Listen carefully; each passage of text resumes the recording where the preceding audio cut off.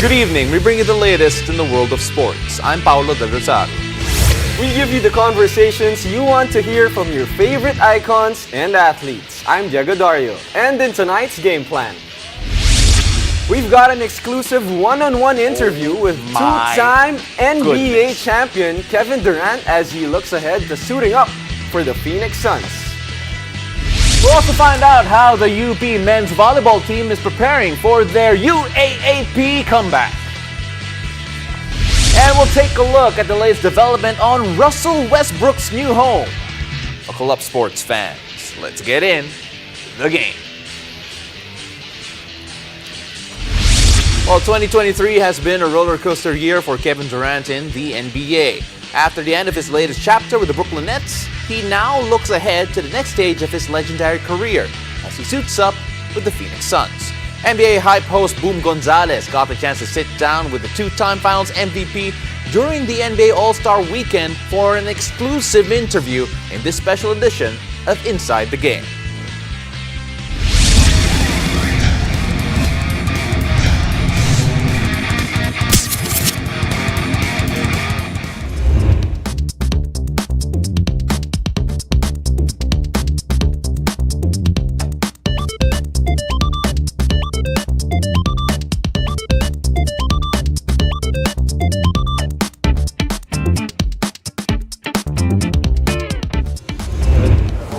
Pleasure to have you again. I just want to show you something, if you don't mind, before we get things going. Remember this? Yeah, I do. Yeah? I do.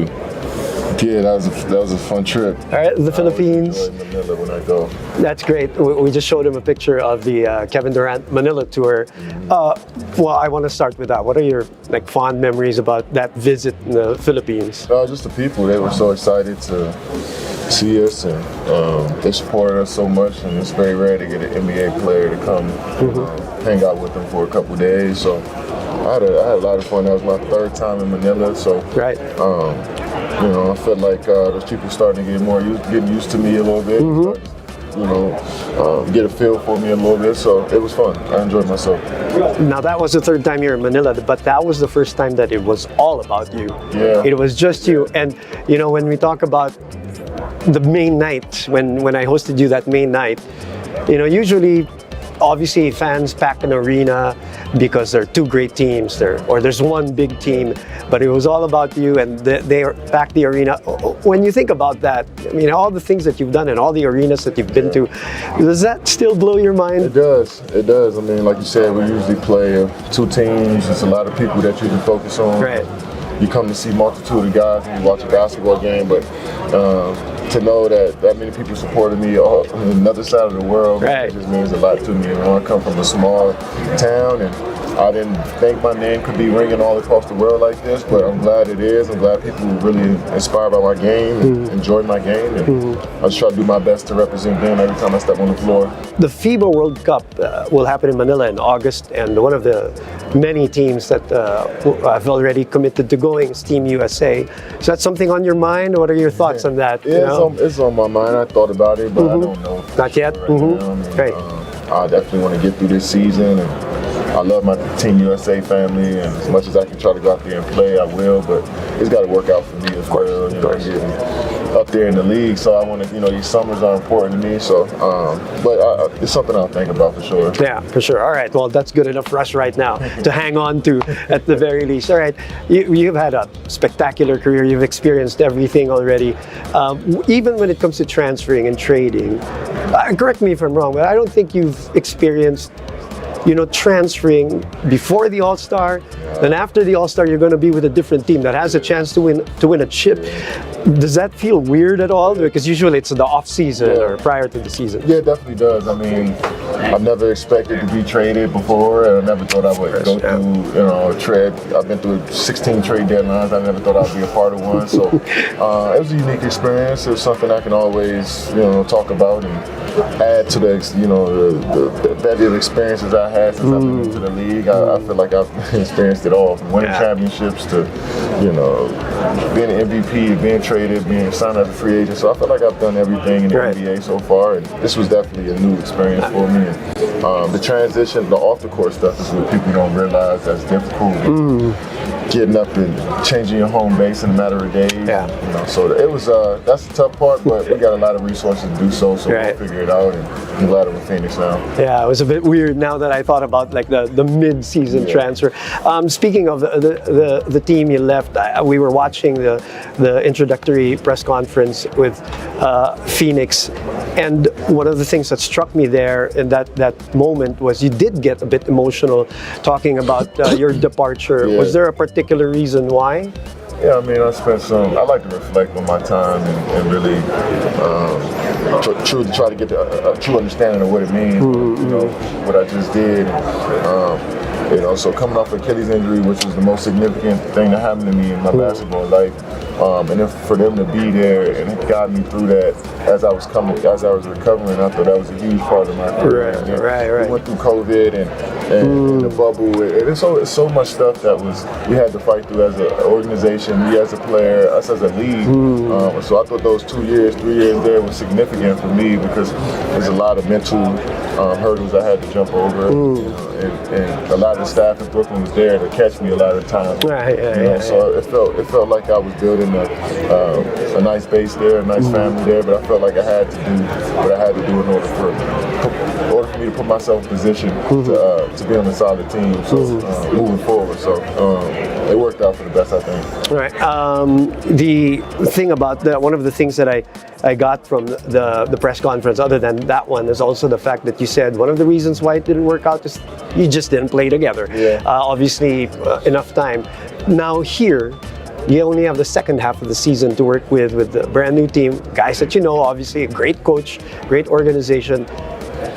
Realistically, you think there's enough time to go for a chip for this one?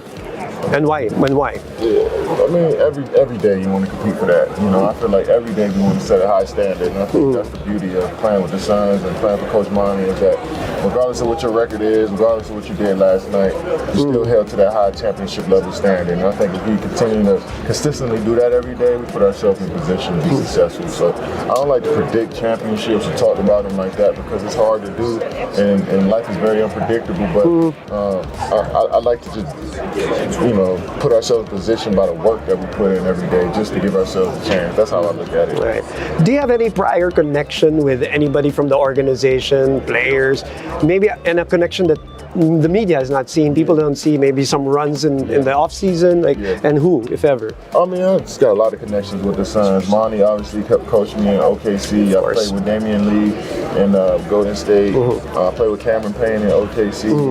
Been on Olympic teams with CP and Book.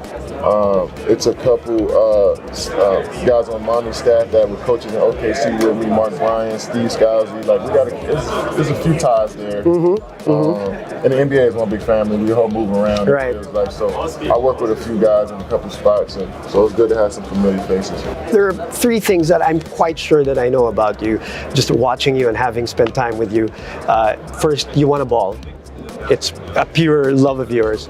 You love the grind that is behind closed doors, most especially, and you love that work and you want to win. Those are the three things, and I know you can't wait to get back on the court.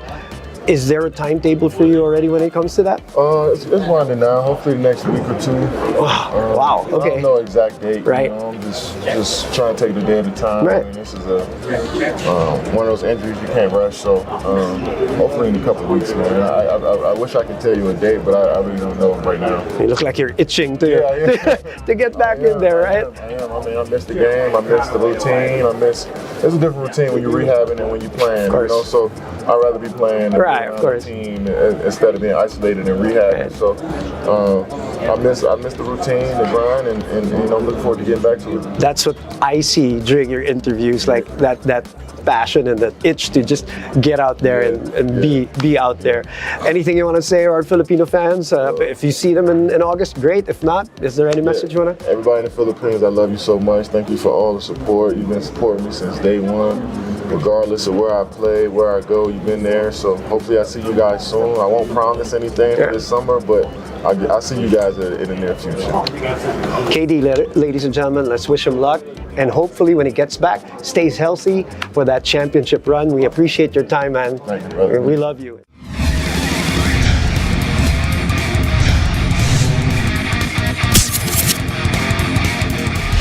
And after the break, we'll shift to collegiate sports as the UP men's volleyball team joins us live in the studio. Stay tuned. You're watching The Game.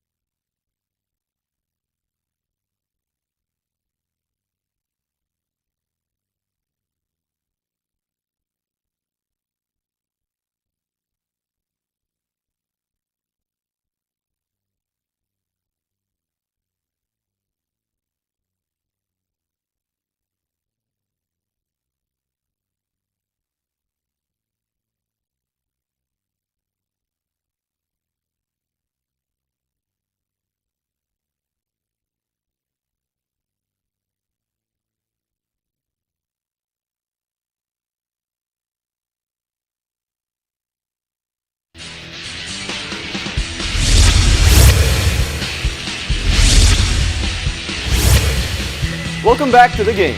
After a 2-year wait, men's volleyball is making a comeback on the UAAP stage. Let's find out what to expect from the maroon side of Katipunan. We have with us UP men's volleyball team members Luis Gamban, Dan Nicolas, Ruskin Ijiran, and Red Velasquez. Mga idol, welcome to The Game. Thank you, Kuya. First of all, UP fight, syempre pa. Yeah. Lahat tayo UP versus La Salto, by the way. This is the most outnumbered I've ever been. Pero sige, you can ask the first one. Okay, let's ask Luis first, of Oh. course. Luis, one of the team captains of this team. And if you don't know Luis, search nyo na lang sa YouTube yung mga highlights ni Luis. Love the energy every time he plays.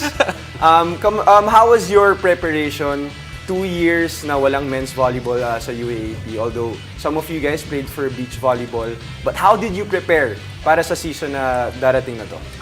Actually ako, nung natigil yung game namin 2020, never kami nag-stop ng workout, ng body workout.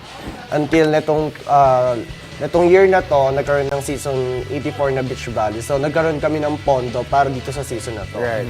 So yung beach volley na preparation, itong laban ng UAAP na beach volley, makukuha ko yung experience ko, mababaon ko dito sa indoor na volleyball. I like the fact na nag-stop yung competitions 2020, never stopped working out. Habang yung iba, during the pandemic, tumaba.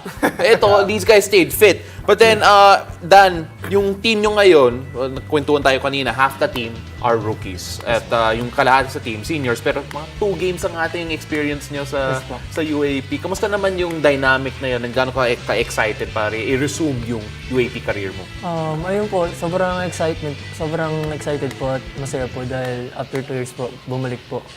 Kasi nagkausap-usap po kami kasi dati ng mga kabatch ko kung aabot pa ba kami o graduate kami na hindi makapaglaro.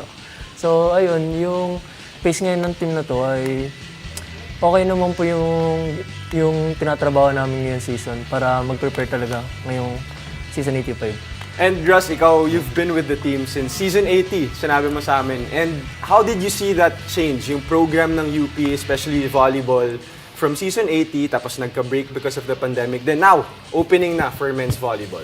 When it comes to maturity po, marami po akong sistema na nadaanan. Iba't iba po siya. Pero sa sistema po namin ngayon, I know po na mentally and physically magiging ready po kami sa mga pagsubok na harapin po namin. Lalo na po sa upcoming game po namin this coming Sunday. Red, kanina kunento ni Russ na yung coach na si Coach Ral, dating conditioning coach ng UP nung season 80. At syempre ngayon, here being the head coach, I remember, obviously shortened season last time around. Pero ngayon, how was yung preparation ninyo? Ano yung, yung mga focus nyo? And of course, how fit is the team right now? Considering conditioning coach dati yung coach ngayon. Yung po yung kagandahan na advantage po yung pagiging conditioning coach ni Coach Rald nung season 80. Lalo na po ngayon, mas nag-focus po kami sa kung ano po igagalaw ng bawat isa mentally tsaka physically. Then tatrabahuin po namin yung skills ng isa't isa bago po i-combine as a team. Ayun. And Luis, na-mention nga na yung last game nyo was season 82 pa and 2 games lang nalaro nyo. Pero nung opening game na yun, first game nyo against Ateneo, you guys won. It was an upset against Ateneo and you guys were part of that. Rookies pa lang kayo and now you guys are veterans. How was that experience na after 2 games na rookies, now you're vets, leaders na kayo agad for this team? Siguro ako, personally, kailangan ko agad mag-step up and mag-mature sa role ng team. So, kailangan ko i-guide yung mga parating, yung mga rookie namin ngayon. Kailangan ko sila i-guide na kung ano yung mga gagawin. Kailangan ko na yung mga role nila, ganyan. Kailangan ko ipaintindi sa kanila. Kung ako nagawa ko yung pag-step up ko nung rookie ako, so ganun kailangan ko maipasa dun sa mga bata na kailangan nyo din mag-step up ngayon. At yun, kailangan mo mag-mature talaga sa paglalaro. I wanna talk to the super senior here, si Russ. Russ, normally players in the UAAP, they earn yung leadership by playing all the games, playing through all the battles, playing through all the seasons. Pero your group doesn't necessarily have that kasi 2 games, give or take, and syempre maybe a bit more experience in the previous seasons. But then, you know, how do you build up yung experience na yun? How do you build up yung, I guess, yung respect especially from the younger players, knowing that you haven't really been able to showcase on the court what you can do? I think isa po sa mga punto is leading by example. Well, leading by example, hindi lang naman po yun when it comes na kailangan mailawan ka muna bago ka respetuhin ng mga tao. So, isa na rin doon yung pakikitungo nyo muna sa character ng bawat isa. Kung paano mo sila respetuhin din para marespeto rin po kayo pabalik. And nasabi kanina, na-mention Dan, na volleyball, you can work out with your bodies, pero during the pandemic, medyo mahirap kasi it has to be a team sport. Yeah. But you guys played, I think, in the V-League before this last year. Kamusta yung experience na yun? Ano yung mga natutunan nyo sa experience nyo na madadala nyo dito sa UAAP? Actually po, ang ganda po nung pasok po talaga ng B-League para makita po yung team kung ano po yung kulang. Kasi yun nga po, sobrang medyo conflict po yung schedule namin sa training namin. So ayun, malaking factor na to na nakita muna namin yung galaw namin sa B-League bago dumating yung season 85. First assignment will be on Sunday, 10 a.m. at the Mall of Asia Arena against FEU. Red, na-visualize mo na ba yun? Yung moment na yun? Being able to walk out and hearing all of the drums? Kasi I can only imagine iba yung feeling, iba yung kaba, yung excitement going into it. Meron pong gabi na dumadating sa akin na nabivisualize ko po yung mga mangyayari. Tama po kayo, lalakad po kami sa arena, papasok kami ng court. Then yung crowd, then dyan, mag-iingay. Pero po kasi yung nangyari po sa amin ng B-League. So, naisahan po kasi kami ng FEU. So, nandun pa rin po yung... Mabawi tong mga to. Hihigil na makabawi po talaga kami. Kasi sa amin na po talaga yun. Ayun po. Sobrang excited po namin talaga makabawi. I have to admit, nagulat ako doon na may konting bawi. May bawi factor na kagad. There's a reason bakit UP fight ang cheer namin. And Luis, of course, one of the best feelings when I was playing for UP was playing for the UP community. Crazy experience, grabe yung pagdami ng tao na pumupunta sa mga game. Luis, ano yung message mo sa mga UP fans, sa UP community? Ano yung expect nila sa Fighting Maroons dito sa upcoming men's volleyball?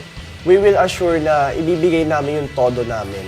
Na yung fighting spirit ng isang atleta ng UP, ibibigay talaga namin. And ako, kung ano yung, itutodo ko na talaga tong season 85 na to. Todo na talaga. Todo talaga. Ibibigay ko talaga lahat. Ladies and gentlemen, Luis Gamban, Dan Nicolas, Ruskin Ijeran, and Red Velasquez of UP Fighting Maroons men's volleyball team. Good luck this season, and let's see what you guys can do. Maraming salamat. UP fight. UP fight. Animo Lasal after the break. We'll take a look at what may go down in the latest NBA move, bringing Russell Westbrook to the Clippers. Stay tuned. You're watching the game.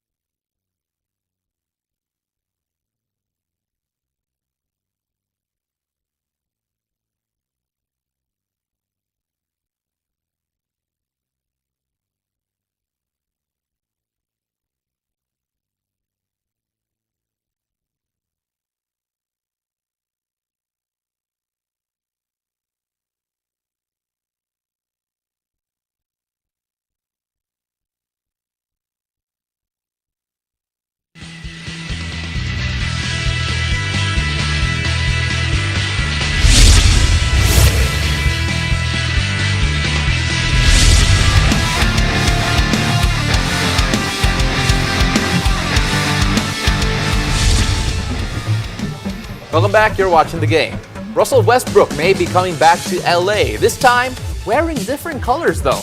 Reports say he's switching allegiances and signing a deal to move to the Clippers.